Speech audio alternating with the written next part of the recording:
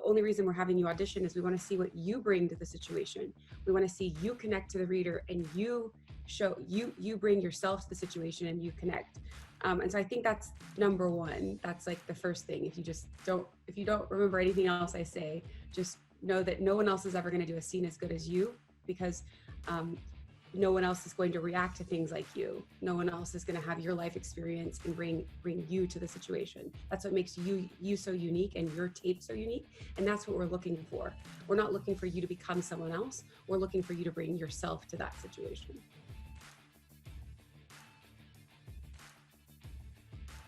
Hi, everybody. Welcome to this episode of the show. Today, I'm joined by casting director Amber Horne, who a decade ago set up Fierro-Horne Casting with her business partner Danielle Aufiero to work on the feature film Sound of My Voice. Since then, they've gone on to cast countless other projects, including the Netflix hit The OA, and this past January, they won the Artios Award for their work on the Disney show Andi Mack. So Amber Horne, welcome to the show. Thank you so much for joining me. Thanks for having me. How are you doing? How's the casting world on lockdown for you? I guess it's like for us actors, everything's just gone. Good. It's been great. It's been an awesome opportunity. I've been able to connect with a bunch of actors. Normally we don't have time to meet as many actors and do generals and teach actors and work with actors. So that's what I've been spending most of my time doing, is spending a lot of time getting to know actors online, which has been really great. It's really cool to see how this community that's always been strong is kind of solidifying even more, I think. And, you know, I'm seeing that here in the UK. I'm seeing that obviously with people in the States I'm reaching out to. And I think, you know, that's a great thing moving forward, that maybe this internet thing is even more powerful than we thought. Yeah. For sure. So I really glossed over your intro there a little bit. I probably missed out so many steps. So it'd be nice for the people tuning in, for you to give a little bit more of a lowdown on your backstory, kind of what led you to where you are now in your casting journey. Sure. So Danielle and I met a while ago. We were working for a different casting office, and we both were working at a very busy casting, they did mostly TV. And we both met each other on a show called Moonlight, which was a show about vampires. Okay. And we really liked working together. So we knew one day when the opportunity presented itself, we would hopefully get the chance to work together. She got offered a script from Carmen Cuba, who casts a bunch of fancy stuff. And Carmen wasn't able to work on this project, and she passed her a script called Sound of My Voice, and said, why don't you read this? And she got to go meet with the filmmakers, and Danielle said, do you want to cast this project with me?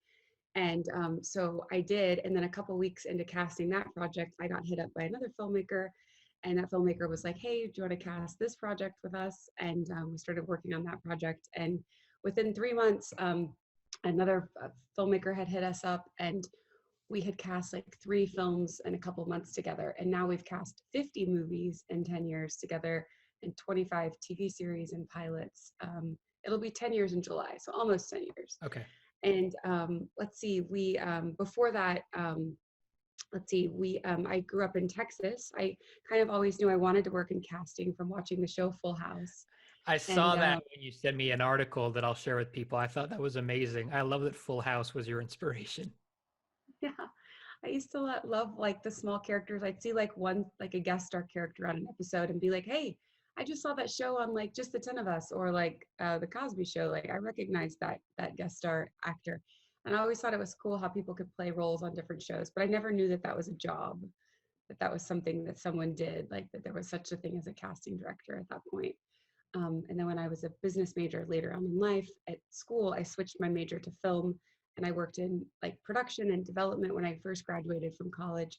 And then I always really liked casting. I wasn't sure how to get into it. And then a family friend opened the doors and introduced me to a really busy casting office. And that's the casting office where I ended up meeting my partner, Danielle. And I worked at that casting office for 7 years. The writer's strike happened. And during the writer's strike, I opened up my own taping studio in Texas. And just after the strike ended was when I came back, and Danielle and I were working on a TV show together, and that's where we met. And and then we started our own company. Awesome. When was it that you made the move from Dallas to LA then? Was that sort of before starting? 2001. Okay. Yeah, 2001 was when I graduated from college, when I moved to LA. 9/11 happened. It was kind of a crazy time. and I started working in like TV production then. And then I started working in casting about a year later. And then in '07, '08 is when the writer's strike happened. And that's when I went back to Texas for just a couple months and started a taping studio during the strike. And then I started working with actors on the weekends. I would fly back and forth, continuing to help them, continuing to teach them on how to make good self-tapes and what makes casting directors want to keep watching tapes. And that was really when self-tapes were just starting to become popular. And just the online tape movement was really just beginning. So I was really early in helping people become really effective.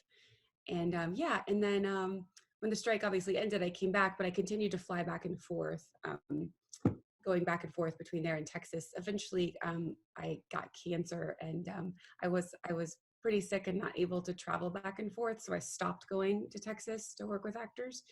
But and just continue to focus on everything in LA. But this pandemic right now has been able to allow me to do what I love so much and to continue sharing my knowledge with actors and continue teaching. So I've been teaching more than ever because I've had so much downtime and able to continue sharing with actors how to make really good self-tapes. And that's, so let's maybe springboard into that, because it's always a big question for actors, no matter where in the world we are. It's, becoming more and more of a thing, probably going to be even bigger now with what's going on with the pandemic.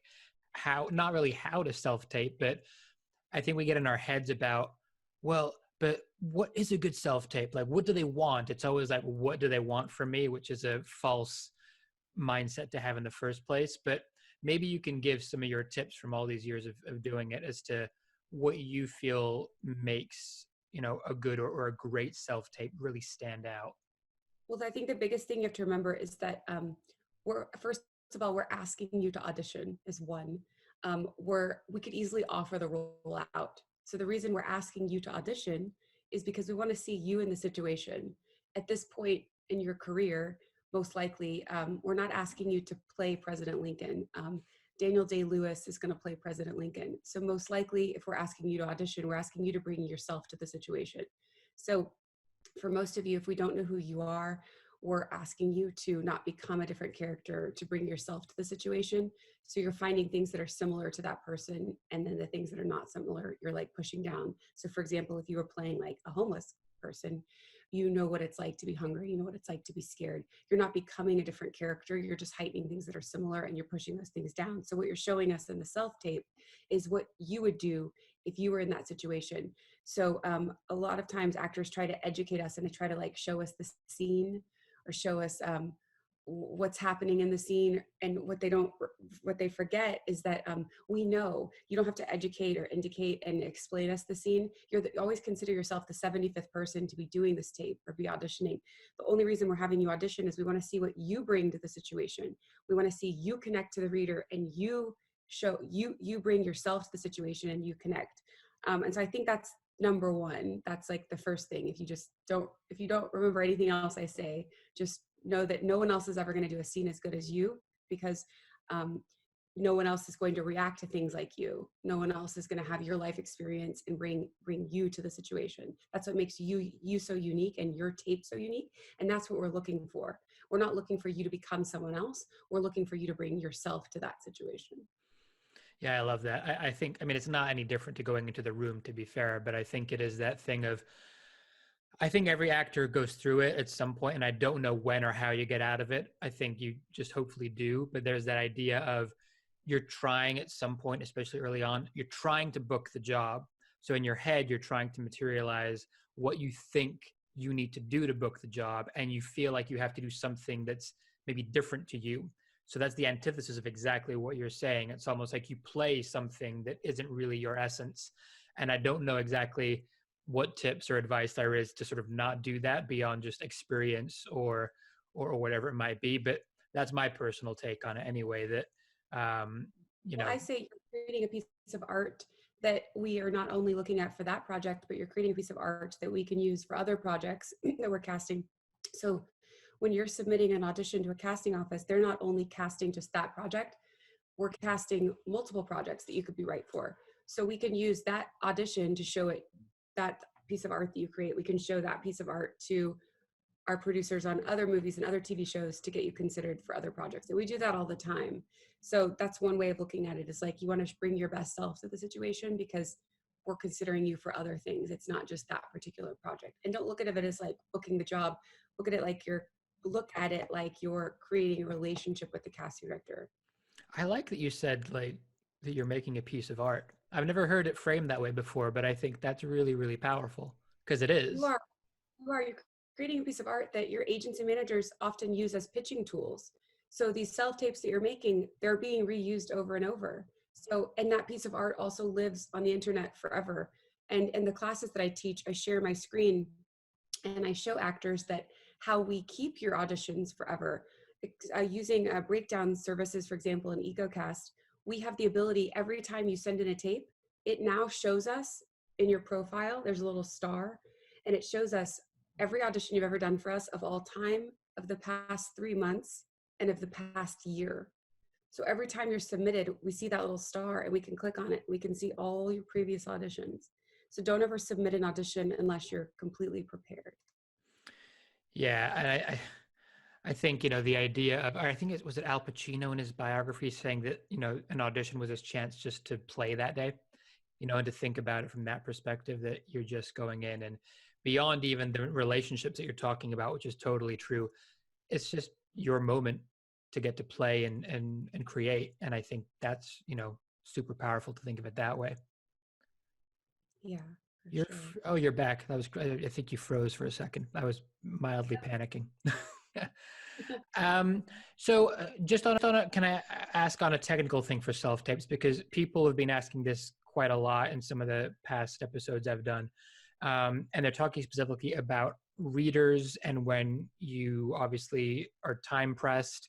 What's your view on maybe if you don't have the time to get a reader in person, using some of these online audition platforms to self-tape on? Practice.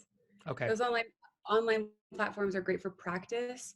But I would do the best you possibly can to get your friend or your neighbor or someone in your house to be the person you're talking to, because you can make the reader feel guilty and see if it's working, or make them feel excited and see if it's working, but you can't make your wall feel something and get a reaction back from your wall. Just like if you're doing something through the internet, through Zoom right now, or through one of those platforms, the problem is there's like a little bit of a delay and you're not getting that same reaction, and you can't get that human bounce back. So like if I were to make you feel guilty or excited or scared right now, I'm not getting that instant reaction back from you as if you were in person. And a lot of people said to me recently, like, oh, well, my mom doesn't want to read with me. She doesn't like it. And I'm like, great. And pretend like that's someone who has been in the casting office for 6 hours. You're the 75th person to go in. They don't want to be there. Great. That's even more difficult for you. So you're going to have to really evoke and really connect with that person and really pull that person into your scene. So use it as a challenge even more so. But connecting with pre-recording yourself or doing an audition with someone through the computer, you don't get that same connection. And we as casting directors, your eyes go dead, and we do not like watching those tapes. This is a hard question to answer, but with what's happening, and obviously we don't know where this is going to go, what's your gut? Do you feel like there might be more of a shift, though, to more remote auditions? I mean, obviously I get the vibe that you personally wouldn't want that, but how do you potentially see it playing out? Do you feel like it might be? I think remote auditions are good as long as you have someone to read with, as long as you can do your self-tape with someone in your house or your neighbor or your child or your someone, just anyone that you can connect with. As long as you can connect with a human and record that, then we can see that. Same thing with when we do Skypes and FaceTime calls. We love when the person we're FaceTiming with or Skyping with, even for a callback with the director, we love when they have someone to read with in the room with them. We don't even like when they read over the internet with us because there's a delay. We can't show that tape to people because unless they were in it with us in the moment, it's hard to show that to anyone because of the delay. Yeah, it makes total sense. Okay, Amber, I have a few questions that people have sent in, so I'm going to hit some of those up, and then we'll see where we go from there. So the first one's interesting to me because it kind of triggers me in different ways, but I'm going to ask it. The question is, how much does social media following influence your casting decisions, if at all? It doesn't influence anything I work on. So yeah, so it doesn't influence us one way or another. Yeah. Okay, good. Because that triggers me as a question. I'm like, well, you have to have 1 million Instagram followers now to be valid for a show. It should be about talent, right? Like, can you tell a story? Good. I'm glad we got past that one really quick. The next question that got sent in was from someone saying, I've just booked a guest star role on a show that's going to broadcast soon. What would you advise is the best way to promote myself and get the word out there with that in mind? Yeah, I mean, that's a good time to use social media, is to promote yourself, to let your friends and family and everyone know that you're going to be on a show, I think is the best way to use social media. I'm really against people sending us postcards to our casting office because I we're think such a that was busy. the question. Like, yeah, about, I guess, reaching out to casting. Should they send postcards or email you? And no time. Yeah, I thought it might be, so I wanted to make sure. Yeah, I would say that you can send me a message through social media as well if you want to. It doesn't mean that I'm gonna have time to like respond to every single one of those, but I'll probably see it. But I don't think that wasting your money on mailing postcards to offices that they might end up in the round file is what we call it, the trash bin. Yeah, yeah. So I wouldn't. The round file. I wouldn't mail postcards. Cool. A more ambiguous one, but I think this is quite a nice question. What's one show you would have loved to cast? Oh goodness. One show we would have loved to cast. That's a good question. Gosh, I know Danielle, my partner, has a big opinion about this. Okay. Every once in a while, when like a teen comedy comes out, she's like, "Why didn't we cast that?" We love casting like teen comedies. I'm trying to think of. She really wants to do like the Lost Boys or stuff like that. She's like she's like super into the 80s movies and stuff. And anytime there's like a remake or we I can't say the name of it, but we're going to be doing like a really famous 80s movie that's going to be turned into a TV show soon. Amazing. Yeah. Nostalgia's in. Just promise me it's not Back to the Future. That's the only gripe I have. If anybody reboots Back to the Future, although I saw a meme or something the other day, and it was Tom Holland playing Marty McFly and Downey Jr. playing the Doc, and I thought, I don't want them to do this, but if they ever did, that might just work. I don't know. No, I don't know if there's something. Gosh, I don't know. I mean, we go up for interviews just like you guys do, and we don't get things. There was a movie years ago that we went up for that we didn't get cast, and I remember watching the movie being like, gosh, if we would have cast that, it would have had a very different cast. It was still a great cast, but it's just interesting when we read a project, sometimes we just like tonally have like different ideas, or we see things different and stuff like that. So it's cool to see like how things turn out, because sometimes you have a different idea of what you think. That's really interesting to talk about that side of things a little bit if we can too, because you're talking about the tone that you guys have as an office. I'm assuming you do actively almost brand yourself in some ways within town to pitch certain projects in a way that is unique to how you would envision storytelling, or do you not get quite as branding like that? Oh, no, not really. That's not really what I was saying. Like, Okay. We're unique in that we cast a bunch of different types of shows. We cast comedies, dramas, children, adults, horror films, like the Greasy Strangler we cast, to like a Disney Channel show. Like, they couldn't be more different than each other, right? So we cast all different things. But what I'm saying is, like, we'll read a script, and it was about kids that lived inside of a home that they didn't have parents, and they were trying to find homes for them. And we read the script, and we felt it big time, and we just saw different people for the roles, like in a different way. And then when it was cast, we were like, oh, okay, I could see why they played this role, or why they cast this role this way. But in our minds, we saw it kind of a different way. So it was just kind of cool to see that, and in our meetings, we go to meetings and we create like almost like little vision boards of how we see the project. We we put together, like we'll copy and paste like recent auditions of actors and we'll present them to the filmmakers and be like, hey, this is who we kind of see as like the moms, and these are who we kind of see, like these are ideas for the dads. And usually those roles get offered out. So we'll like come up with ideas, lists of ideas of like famous actors in their 40s for them, for the dad, of like who we think is right. And it's cool to go in, read the movie, and then go into the meeting and then see if you're on the same page with the filmmaker. That's awesome. I think that's really insightful too, because it's good for actors to see and understand things from the other side, like the side that is, the gatekeepers, which is a false kind of term to use anyway, that are going into this magical Narnia land to make everything happen. And there isn't such a big divide, but I think it's nice to hear about, how you go and pitch as well. And you guys are freelance just like the rest of us. You're going and hustling to get the business in. Yeah, I teach a whole class on that. I call it intro. It should be really called the behind the scenes of casting. But it's like a 2.5 hour, 3 hour class. And I share my screen and I share with actors. It's basically like I'm turning the lights on in the bar at the end of the night and being like, okay, guys, this is what everything really looks like. Which either scares the crap out of people or they're super intrigued, I guess, right? It's one or the other. We're all put on this earth to help each other. So they should really see how everything works. Because if an actor understands how everything works, then he or she can change things immediately within their own career and their own toolbox to figure out, okay, I can do this right now for myself to make this aspect of this industry easier for me.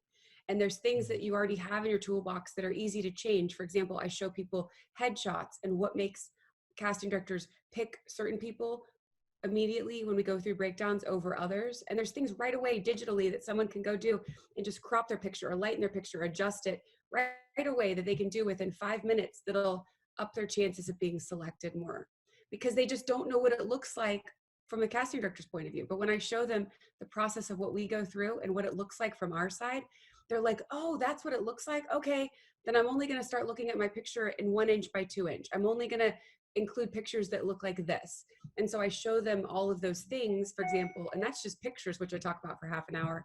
And then I talk about each topic, for different periods of time. And then every actor usually leaves changing 1 or 2 things immediately within their own toolbox. Everyone's going straight to their headshots and realizing that it's a thumbnail that you're seeing and going, okay. Yeah, that's one of is there like one really prevalent sort of light bulb that actors seem to come out with, or does it really vary? Yeah, that your eyes are well, with self-taping, the whole segment on self-taping I teach is that when you watch your tape back, if you can't see the color of your eyes when you watch your tape back, your light's not bright enough. And I show them online some lights they can get that are really cheap. They're like $20 US that they can get on like our local like repair stores here called like Home Depot and Lowe's. Okay. And they can go and they can get a floodlight, an LED floodlight. It never gets hot. And those are like a lot less expensive than like the ring lights. It can be like $100 or something. These lights are only like $25, and they flood the room, and the eyes are the brightest thing. Another mistake actors make is when they're recording a self-tape, they'll have the reader, whoever's reading, they'll have them stand closest to the audio source. And so then the actor will be like 5 feet across the room or 3 feet across the room. So when they hit record next to the tripod or next to the camera, we're hearing the reader's voice the loudest and not the actor's voice. And these microphones are really sensitive. So I teach the actors to make sure that they put the audio source more than 50% of the way closer to the actor than to the reader. Things like that, just tricks that I show them that immediately will improve your self-tape right away. Because you have to remember, like the people you're auditioning for, like we already know the lines. We don't need to hear the reader's lines louder than the actor's lines. It's a distraction too, right? If you're going to be hearing the reader at double the decibels than the actual actor themselves. So it's a small, subtle thing too, but it makes total sense.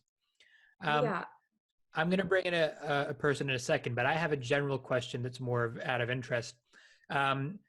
What was the link with Brit Marling, obviously, and then the OA, and then obviously the fact that you cast the first feature that was hers as well? Was there anything to do with that you'd worked with her before in her team?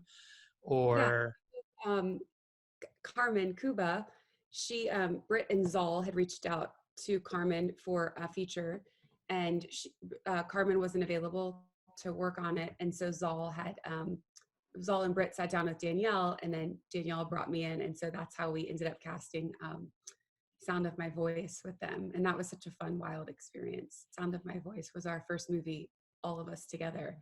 And yeah, we worked on it for months and months. And Danielle and I would walk the streets and try to find people to audition, especially for that role of Klaus. We would try to find like old German people just like on their stoops in LA and stuff. And it was such a fun, wild experience. But how many old German people are in LA? Not many, but we were, it was so fun. There were so many roles in that movie that we decided these people aren't actors. We need to find real people to audition for these roles. Because this type of person that we're looking to play this role, like wouldn't be an actor, and things like that. But it was a fun experience. Yeah. I think she's someone as an actor that is really awesome to look up to because of the fact that she's taken such power into her own hands and just made her own work. I've always kind of looked at that and thought that's a really amazing trajectory that she's just gone and thought, I'm not going to wait. I'm going to write my own stuff for me and just do it. And I think that's super empowering. Yeah, she didn't have theatrical representation while we were casting that movie. And we would call and set up meetings, and people wouldn't call us back. And then the week of Sundance, people were blowing up my phone, begging me for her number. And of course, I wouldn't give it to them because I was so annoyed that they wouldn't take our call just 5 months before. They wouldn't return our phone call. They wouldn't meet with her then. They had representation for the writing. They had representation. They were at UTA at the time. But nobody would take her call as an actor. And I just found that so disheartening that a little bit of success, then everyone wanted to talk to her. And we always saw her magic before. It's funny, isn't it? It's a funny old game in that way. Awesome. All right, let's bring in an actor. Let's see. I'm hoping this works. Oh, great. Hopefully Nick is about to join us. Nick, are you here? I see his audio. Is your audio on?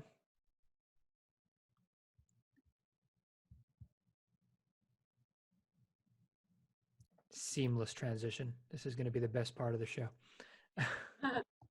It's like, where does your show air? Is that right? There we go. Hey, there Nick. we go. Hey, Ash. How are we doing? Good. Yeah, you? good. Yeah, just enjoying the sun. Playing a bit cool and jumping in the hot tub. You're gonna? Is that why the video's not on? Because you're on the hot tub?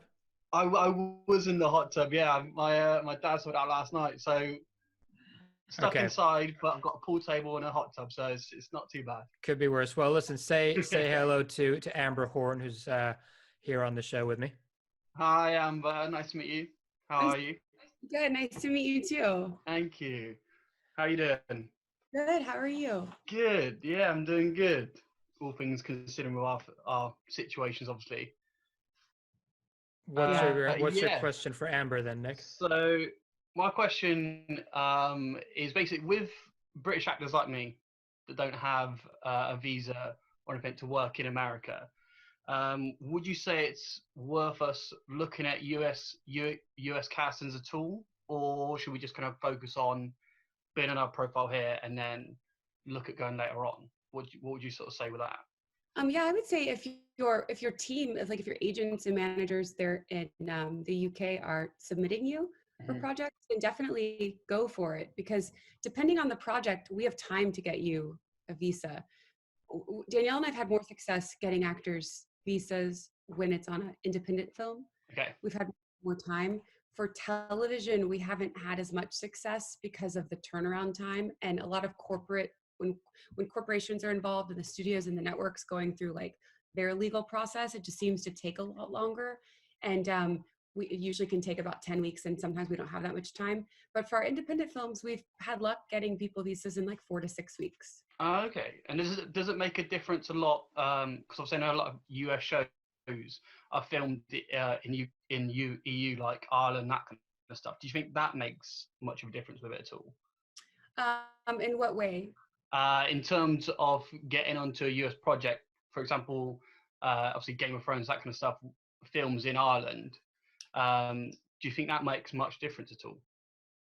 I don't think it makes a big difference. I think it's you mean becoming like a part of the U.S. production, like if the U.S. Yeah, production. because obviously, even as a US production, it's filmed over here. Do you think it's then easier to get those rather than obviously one being filmed in America?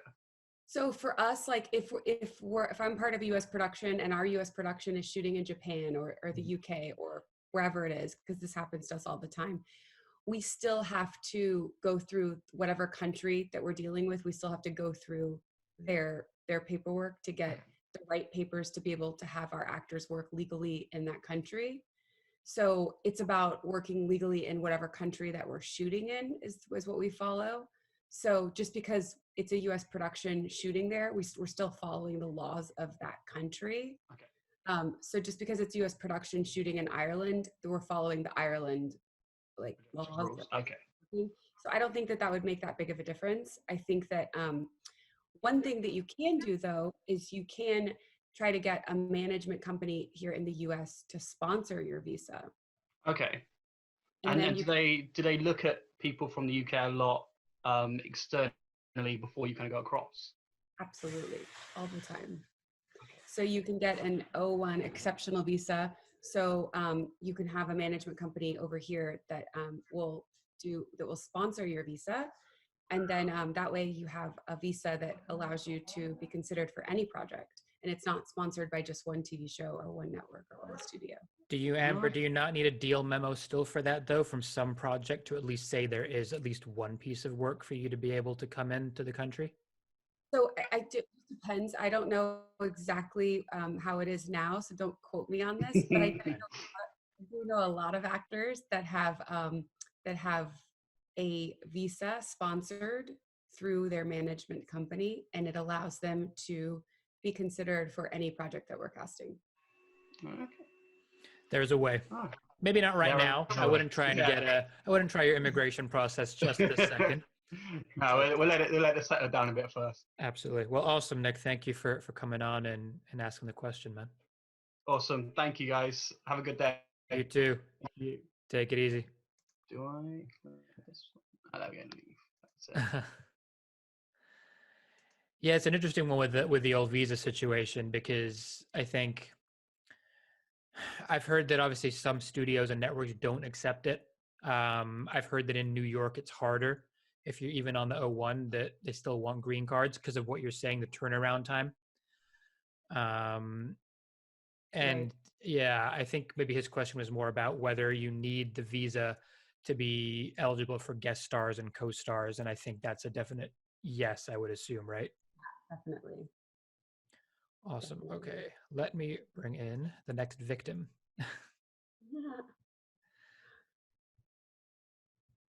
Linda Charlotte.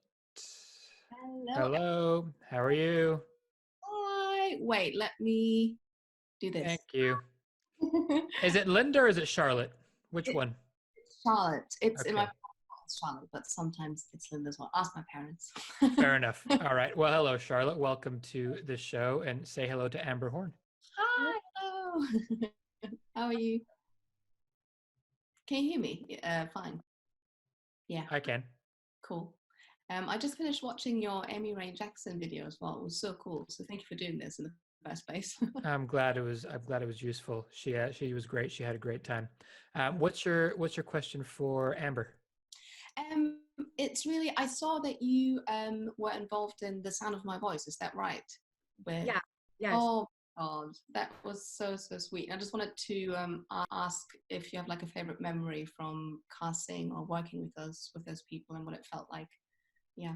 Yeah, our favorite memory would be probably we were all sitting in a session together. We had no money. The whole budget of the movie was like nothing. And we were sitting in a room together. We were doing like a session where the actors would come in front of like the producers and the director. And we all just had the giggles and we were laughing so hard. And there was a character named Lamb, and we would just start losing it and we just couldn't get through. And it was just in between. And you know, when you just get the giggles and you're just laughing so hard. And I'll never forget that. And it was, we couldn't even remember why we had started laughing, but we were just laughing so hard. And it was a session of reading the character Lamb. And yeah, they probably, one of them might remember what sparked the laughter, like, but we just couldn't, we couldn't look at each other. Nobody could look at each other. Brit couldn't look at anyone. Saul couldn't look at anyone. That was really cool. The other one was finding the little girl. Brit had found a picture in a Marc Jacobs magazine of this little girl, and she was like, this little girl is who I envision. And Danielle actually knew someone who worked for Marc Jacobs, who worked in advertising and marketing, and ended up tracking the actual little girl down. And we auditioned her, and her mom was adamant about her flying from Florida out to, originally when we found the magazine, that we realized like, oh, they shoot this ad in Europe. Like, this child must live in Europe. There's no way we're gonna be able to find this family. And she was probably younger and was probably shot a while ago, and nothing was gonna sync up.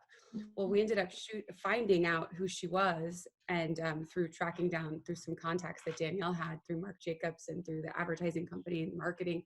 And she ended up being in Florida, and her mom was adamant that she fly out to California. She'd never done any acting before. Yeah. She was a model, child model, to fly out to California and to do the scene with us, to audition. So I remember when she came out, none of us had any idea what to expect. But it was kind of a cool moment when she came into the room and she did the scene for the first time with Brit. It was like uncanny how much they looked alike, and we couldn't believe that she was still like the right age and that it was going to work. And it actually worked out that she didn't have much acting experience, because the child is supposed to not be 100% normal anyways. So it actually worked out that that the acting wasn't, perfect anyways. It actually worked out just great. So all the stars aligned. That sounds really wonderful. Like everything, was in sync and everything happened for a reason. So it's lovely. Yeah, definitely. It was cool. Awesome. Thank you, Charlotte. Thank you. Okay. It was nice meeting you. Let's see. I'm just mindful of time. I know you have your, is it in 20 minutes or 15 minutes you have your? 10 minutes? Cool. Oh, at 10 a.m. Oh, at So 10 a.m.? Like okay. I'll bring out my German side to make sure that I'm really on it and just, Max, hello. Hi. How How are you doing? Good. You? Yeah, I'm very well. Lovely to meet you guys. Likewise, man. Listen, I'll let you have your moment here with Amber Horne, who's with us on the call. Say hello and ask. Hi, Amber. How you doing? How are you? Good. How are you? Yeah, I'm all right. I'll switch to the grid so I can see you both. Yeah, I was just I was going to ask you about I guess it's not necessarily casting related, although part of it is to do with casting, but to do with equality in the industry right now, gender and race equality. And because in the UK, there's definitely been a substantial shift in what casting directors, producers, directors are doing to ensure new equality and progression in the industry. And I guess I just wanted to ask if that's happened in the US as well, and also where it starts. Does it start with the writers, the producers, the directors? Because it's kind of, I don't know, from an actor standpoint, you don't really know where this initiative actually begins. I think it starts with everyone together. It's a team effort. The Gina Davis Foundation is doing a lot to help that. She thinks it actually starts a lot. She talks to creators and writers of shows that it starts with the pencil to paper of creating characters, that it starts with them. They're the front lines of writing these characters and creating them. For example, if they write a neurosurgeon, they need to write that neurosurgeon could be any ethnicity, male or female. So then, or writing specifically that it's a female, that's an African-American female. That way, when a child sees that show, specifically in the children's television world, when a child sees that role, then he or she can grow up to think, I too can be that job. Seeing a lot of data and research that, especially with young kids and children, and they've made a lot of improvements in this too. It's really important early on in early education that all of these characters are portrayed, like when they watch early childhood development, childhood TV, that kids have role models to look up to in all the different careers, all the different cartoons that they see, all the different characters in real life that they see are all different ethnicities, and that the janitor cleaning the school could be nice Caucasian put together Yeah, woman, and showing them like that gender and ethnicity, age, all of these different things, young, old, people playing, people in wheelchairs, everyone doing everything, is normal. So people can find themselves in all different situations and grow up thinking that anything's possible, that they can also be anything.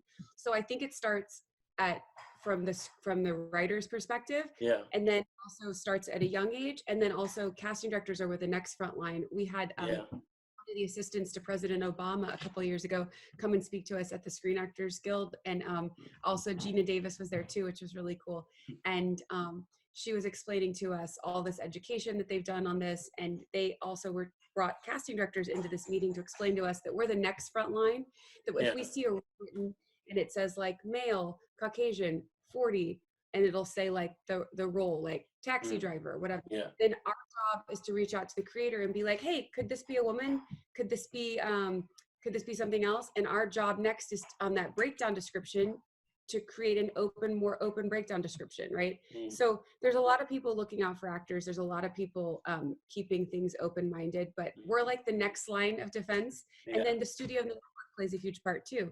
Then they also approve the breakdown and the character description. And the studio network is doing a ton of education and forward thinking if it's in TV. And they're also constantly looking out, and they're constantly doing education and research on how to make the world a better place for everyone too. So I think everyone's working together to answer your question. Yeah. Sounds like it. Yeah, I guess it is definitely it has to start with the writer essentially. If people aren't, especially with lead roles, it's a great initiative, obviously for people to see the smaller roles, especially like the cleaners, the janitors, and everything. Like to know that it could be anyone. Like that's a great thing. But yeah, seeing, I guess, the lead roles, it's like Jordan Peele. Jordan Peele as a mate. Do you know what I mean? He said, he said, I'm never going to write a movie with a white male lead. Not that I don't think it'd be a good story, but I've seen that film. For me, it's not gonna affect me in that, like, hopefully there'll always be roles for a wide plethora of individuals. But yeah, it's a great thing, and you need to see like the lead roles, because that's who people are going to look up to essentially, especially female protagonists, which hasn't existed like for a long time, or there's been just a very definite stereotype of who that might be. No, it's awesome. It's shifting. I think people need to write what they know, so it's just giving opportunities to more people. But it's definitely high time that we're seeing this shift happening. And I like the way you framed it, Amber, about young kids and being role models for them of all ethnicities and groups, because I think that's important. And if you listen to the work of people like Joe Dispenza or Bruce Lipton, and they talk about children up until the age of 6, 7 are getting their subconscious programmed, what they see on TV and on film is going to be doing that. And I think that it shows that as artists we all have a huge part to play, even bigger than we think, and how we portray that to people. Yeah. Awesome. Thank you for coming on, Maxim. Appreciate it, man. Thank you very much, Chef, for having me. Really nice to meet you both. Likewise. Take care. All right. Thanks, guys. Bye. Bye-bye. Right. Final person, Mitra. Hello. Hello. Hello. Hi, Mitra. How are you? Hi, I'm good. How are you? Hold good. On. Thank you. On something. There it is. Awesome. Hi. Hello. You're kind of upside. I can, but I'm tilting my head. I put it in there we go. Landscape. I'll do it in portrait. That's better. Awesome. Thanks for coming on. Say hello to Amber, who's on the call with us, and hey. Ask away. Ask your question. Oh, hi, Amber. I can't see you. How can I do this thing where I can see? Oh, there you are. Hi. Thanks for answering our questions. I was wondering, with the new confidence that is happening in the UK, whereby Netflix have signed a massive deal with Shepperton Studios, Blackhall Studios in Atlanta are going to set up a production hub in Berkshire. How does that translate casting-wise? Will the American-based casting directors be casting for British talent from LA, or will those productions outsource casting to the casting directors here? How will that sort of partnership work? Well, every production's different. It just depends on budgets and stuff. So sometimes if we're shooting a movie, for example, in Colombia, which we're doing now, we are going to cast like the main roles from, we're going to look around the world too. And a couple of the roles probably will come from the US, but then we're hiring local casting people in Colombia and South America to look for all the other roles. But for in this situation, I don't know what the budget is of the project and like what their relationship is. So they might be working, it might be 50-50, it might be, they might be looking at the same time. For our shows that shoot in Vancouver, for example, we have a local casting office in Vancouver, like our TV shows that shoot up there, and they cast all the small roles. We cast the big roles out of the US and travel them there.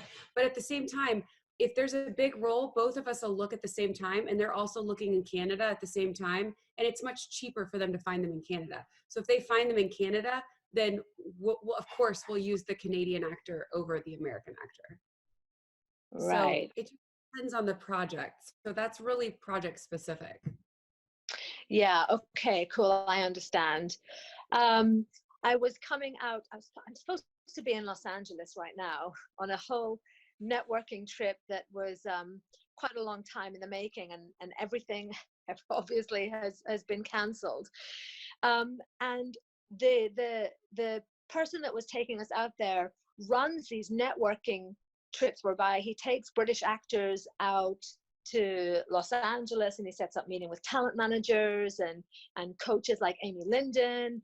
And most of us are going to go out there without O1 visas to see if we sort of can gauge how receptive the LA-based casting directors are to British actors and working sort of, it's like a chicken and egg situation. But for me, who has a real interest, and I know Los Angeles quite well, I come out, you know, as much as I can, is it worthwhile getting an O1 visa in advance, or just trying to make those connections from here?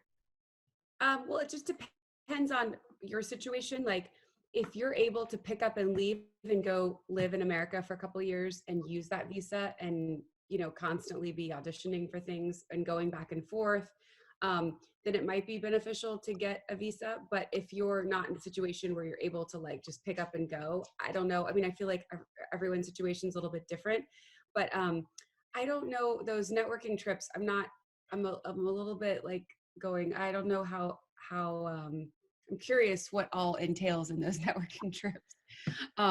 Because, you know, what would be good networking for you might not be good networking for someone else. You know what I mean? Like, I would set up very specific meetings for you that I would set up very specific different meetings for like Ashley, you know, like, so, you know, like different agents and managers would be interested in meeting with you, and different people would be interested in meeting with Ashley, you know, just like things like that.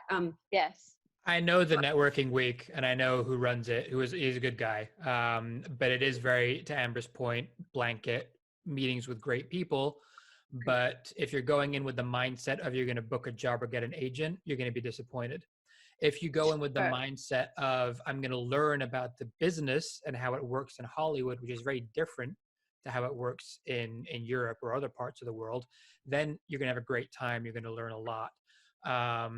But the meetings, to Amber's point, won't be specific to you. They'll be great agents or great casting people, but they're not all going to resonate with your essence or what might be the right fit for what you're offering.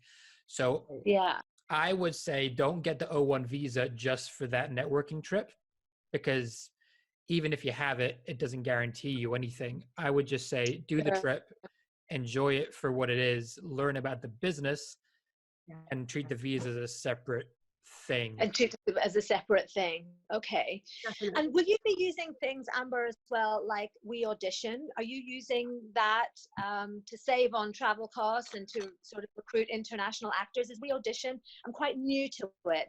Is that a resource that you would be tapping into as well? We Audition's awesome. It's good, awesome for practice and for networking and stuff, but I mean, it's a really good tool to use. I haven't personally been using it a bunch yet, but I want to. I'm going to use it. I just haven't yet. Yeah. Okay.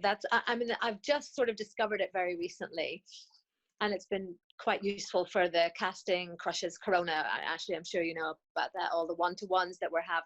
Yeah, I Which spoke is- to Richard, the co-founder, the other week, and I think they've blown up a little bit because of all these initiatives they're doing. But yeah, it's who knows? It's such a new thing for everybody. I think we're all just going to try it and see what happens. Yeah, indeed. Excellent. All right, Mitra. Well, thank you for coming on. Appreciate Pleasure. it. Thanks for having me. I realized I jumped in on the O1 thing again because my thought went there, and I think someone else might talk to you about it as well. It's a Amber. popular question, but It is, yeah. But thanks very much. I hope you're both surviving this lockdown. just Thanks. about. You. Are you still working? Are you still working on things, Amber, or is everything quietened down now? One project that we're watching tapes for, but for the most part, I'm just teaching classes online. That's it. Right. Interesting. Awesome. Cool. Thank you again. Bye. Bye. Awesome, Amber. Well, listen, with that nice segue to teaching classes, and again, I know you've got one coming up. We'll wrap it up. But thank you so much for coming on. I guess last few moments, if you want to sort of let people know where they can connect with you or where they can find out more about your guys' office, and maybe any sort of closing things for people to be left with. Any tips at the end here? For sure. Yeah, if they want to keep in touch, they can email me. I set up an email just for during the coronavirus to keep in touch with all the actors I'm working with and doing generals with and teaching classes for. It's just classeswithamber@gmail.com. Cool. So that way I can keep in touch with everyone and answer any questions. So if you didn't get your question answered, you can ask me there. I'll answer your question. And then, yeah, my social media is just at Amber Horne on Instagram. So it's pretty easy. You could also send me a message there as well. And yeah, and Danielle and I don't have a website, but our office is in Culver City. So if you're ever in the area, let me know. And Awesome. hopefully I'll be into audition. But thanks so much for having me on. My pleasure. And your classes, are they online? They're all online at the moment, right? So if people want to... Usually I do them in person, but they're all online right now. So Okay. yeah. So newbies couldn't join in from afar would be my point if someone was wanting to. Yeah, you can join from London. I have people taking them from Australia right now, Puerto Rico, London, Australia right now. Yeah. So if anyone's interested in listening, just send an email to you at that email address and figure it out. Would that be the best way? Yeah, just send an email to classeswithamber@gmail.com, and then someone in my office will write you back right away. Amazing. Awesome. Well, listen, Amber, thank you so much. It's been great chatting to you. Enjoy the rest of your day. Thank you so much. Okay, I'll talk to you soon. Bye.